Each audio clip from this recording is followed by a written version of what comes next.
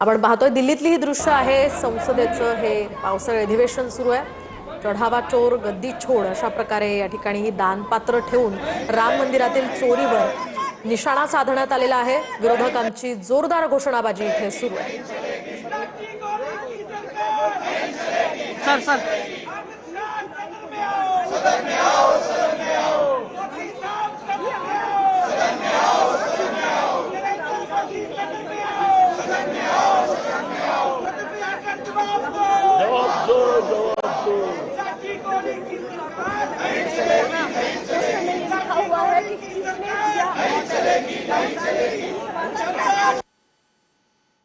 तर आपण पाहतोय विविध मुद्द्यांवरून या ठिकाणी सरकारला घेरण्याचा प्रयत्न या ठिकाणी केला जातोय। संसदेच्या बाहेर इंडिया आघाडीच्या खासदारांचं हे आंदोलन सुरू आहे। जोरदार घोषणाबाजी सुरू आहे। राम मंदिराची चोरी असेल किंवा आंदोलक विद्यार्थ्यांवर केलेला लाठीचार्ज असेल, पॅलेट गनचा वापर असेल, या सगळ्या मुद्द्यांवरून या ठिकाणी सरकारला प्रश्न विचारले जात आहेत कि अगर कोई भी ऐसे बंदूक चलाता है, पैलेट गन के द्वारा किसी की इंजरी करता है, तो निश्चित रूप से ये अनुमति तो कोई देता है ना।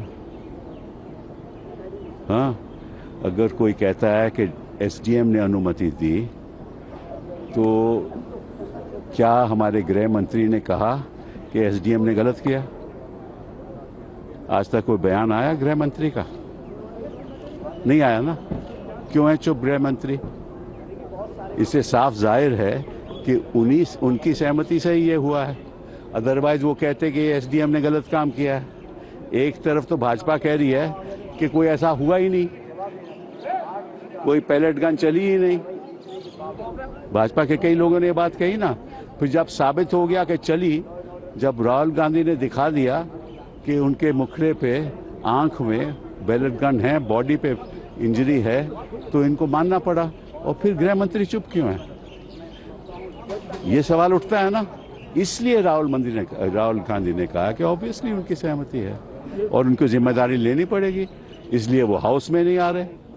ना तो हाउस में आते हैं, ना बयान देते हैं, ना कहते हैं कि ये गलत हुआ, तो ऑब्वियसली उनकी सहमति है। ये लोकसभा में बिल जो पास हुआ, राज्यसभा में टेबल होने आप एचआरडी मिनिस्टर रहे हैं, इस बिल से क्या आगे भविष्य में पेपर? देखिए ऐसा है कि आप हाथी की पूंछ पकड़ रहे हो। अरे आप बिल पास कर रहे हो किसके लिए? कि दंडित होना चाहिए। इसका मतलब आप मान रहे हो कि पेपर लीक होगा? मान रहे हो ना कि दंडित तभी करेंगे ना कि पेपर लीक होगा। तो आप एक बात तो मान गए तो पेपर लीक होगा। लेकिन सुधार इसका यह है कि शिक्षा की व्यवस्था में बदलाव आना चाहिए। उसके बाद में कोई चर्चा नहीं है, उसके बारे में कोई बढ़ोतरी नहीं हुई। जो फंड है, जो इन्वेस्टमेंट है एजुकेशन सेक्टर में, वो 4% से कम है। 6% होना चाहिए। बाकी देशों में 9-10% है। बेरोजगारी है, इसीलिए तो युवा लोग जंतर मंतर में। ये केवल पेपर लीक की बात नहीं है। ये जो ढांचा बना रहा है हिंदुस्तान में, ये सरकार जो ढांचा बना